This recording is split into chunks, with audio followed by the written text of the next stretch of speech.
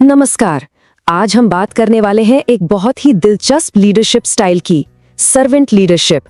तो अगर आप किसी भी एग्जाम की तैयारी कर रहे हैं तो ये टॉपिक आपके लिए बहुत बहुत जरूरी है। चलिए इस अनोखे कॉन्सेप्ट को बिल्कुल आसान भाषा में समझते हैं। क्या एक लीडर एक सेवक भी हो सकता है? ये सवाल सुनने में थोड़ा अजीब लगता है ना? लेकिन सच पूछे तो यही वो सेंट्रल आइडिया है जिस पर सर्वेंट लीडरशिप की पूरी थ्योरी टिकी हुई है। क्या वाकई कोई एक ही वक्त पर लीडरशिप और सर्विस दोनों रोल निभा सकता है? तो चलिए इसी को एक्सप्लोर करते हैं। तो आखिर ये सर्वेंट लीडरशिप है क्या? देखिए, ये लीडरशिप का एक ऐसा स्टाइल है जहां लीडर का सबसे बड़ा मकसद, उसका मेन गोल सर्व करना होता है, अपने फॉलोअर्स की जरूरतों को सबसे ऊपर रखना। क्यों? ताकि वो बेहतर से बेहतर परफॉर्म कर सकें और ग्रो कर सकें। मतलब ये ट्रेडिशनल लीडरशिप को बिल्कुल उल्टा कर देता है। यहाँ लीडर पहले सेवक है और फिर लीडर, पहले सेवा फिर नेतृत्व। अच्छा, तो ये आइडिया आया कहाँ से? देखिए, ये कोई आज का कॉन्सेप्ट नहीं है। इसकी शुरुआत हुई 1970s में रॉबर्ट के ग्रीनलीफ के काम से।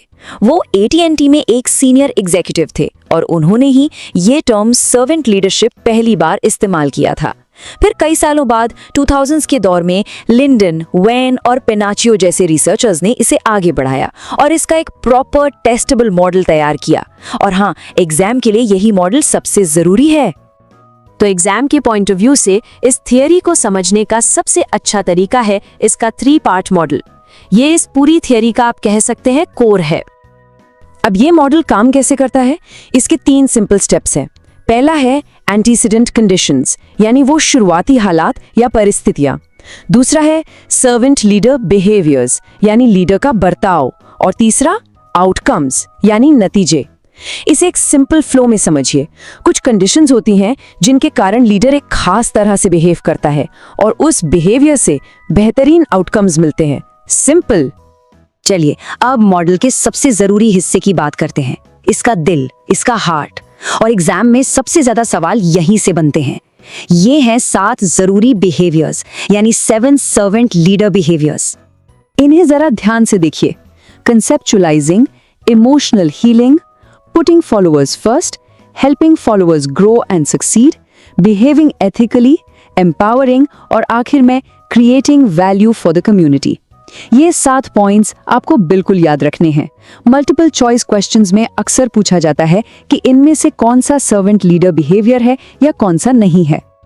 अब इन 7 बिहेवियर्स को हम 2 ग्रुप्स में बांट सकते हैं ताकि समझना आसान हो जाए। पहला ग्रुप है फॉलोअर फोकस्ड बिहेवियर्स, मतलब वो सब कुछ जो सीधे सीधे फॉलोअर्स के लिए किया जाता है। इसमें क्या क्या आता है? इमोशनल हीलिंग, यानी उनकी पर्सनल प्रॉब्लम्स को समझना, उनके प्रति सेंसिटिव होना। फिर पुटिंग फॉलोअर्स फर्स्ट, उन्हें हमेशा पहले रखना, उनकी ग्रोथ और सक्सेस में मदद करना। और एम्पावरिंग, यानी उन्हें कंट्रोल और आजादी देना ताकि वो खुद डिसीजन ले सकें। तो ये तो था पहला ग्रुप। अब दूसरे ग्रुप में आते हैं वो बिहेवियर्स जो ऑर्गेनाइजेशन और कम्युनिटी से जुड़े हैं। इसमें पहला है कंसेप्चुअलाइजिंग। इसका मतलब है कि लीडर को ऑर्गेनाइजेशन का बड़ा पिक्चर, उसका मकसद, उसका पर्पस सब साफ साफ पता हो। दूसरा है बिहेविंग एथिकली, यानी हमेशा सही और गलत का ध्यान रखना। और तीसरा creating value for the community, मतलब सिर्फ कंपनी का फायदा नहीं बल्कि पूरे समाज के लिए कुछ अच्छा करना। ओके, तो हमने मॉडल का सेंटर पीस यानी बिहेवियर्स तो देख लिए, लेकिन अब इसकी शुरुआत और अंत को भी समझना जरूरी है, तभी पूरी पिक्चर क्लियर होगी। तो शुरुआत होती है एंटीसीडेंट कंडीशंस से। ये वो चीजें हैं जो सर्वेंट लीडरशिप के लिए माहौल बनाती हैं, जैसे कंपनी का कल्चर कैसा है, लीडर के अंदर खुद के क्या गुण हैं और क्या फॉलोअर्स इस तरह की लीडरशिप स्टाइल को अपनाने के लिए तैयार हैं। ये सब चीजें पहले आती हैं। और जब ये लीडरशिप अच्छे से काम करती है तो इसके आउटकम्स या नतीजे क्या होते हैं?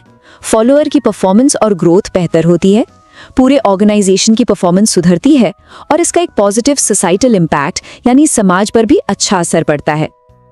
चलिए अब इस थ्योरी का एक फाइनल इवैल्यूएशन करते हैं। हर थ्योरी की तरह इसके भी कुछ फायदे हैं और कुछ कमियां, और एग्जाम में क्रिटिकल एनालिसिस वाले क्वेश्चंस के लिए ये जानना बहुत जरूरी है। तो इसकी स्ट्रेंथ्स क्या हैं? सबसे बड़ी बात, ये परोपकारिता यानी एल्ट्रुइज्म को लीडरशिप का सेंटर बनाती है। ये एक बिल्कुल अलग सोच है। रिसर्च भी बताती है कि इसका पॉजिटिव इम्पैक्ट होता है, लेकिन इसकी क्रिटिसिज्म्स भी हैं। सबसे पहली तो ये कि इसका नाम सर्वेंट लीडरशिप ही थोड़ा कंफ्यूजिंग हो सकता है। कुछ लोग कहते हैं कि इसका कोई एक तय फ्रेमवर्क नहीं है, थोड़ा सा आइडियलिस्टिक भी लगता है। तो पॉइंट ये है कि जहां इसके एथिकल फोकस के लिए इसकी तारीफ होती है, वहीं इसके नाम और थ्योरेटिकल क्लैरिटी की कमी पर इसकी आलोचना भी होती है। और आखिर में रॉबर्ट ग्रीनलीफ की एक बात जो इस पूरी फिलॉसफी का निचोड़ है, वो पूछते हैं कि असली टेस्ट ये है, क्या जिनकी सेवा की गई वो एक इंसान के तौर पर ग्रो हुए? क्या वो ज्यादा हेल्दी, समझदार, आजाद बने? और क्या उनके अंदर खुद एक सेवक बनने की भावना आई? सोचिए इसके बारे में। एक लीडर की असली कामयाबी इस बात से नहीं नापी जाती कि उसने कितना पावर हासिल किया, बल्कि इस बात से कि उसने कितने लोगों को बेहतर बनने में और आगे बढ़ने में मदद की। एक बहुत ही पावरफुल विचार है ना?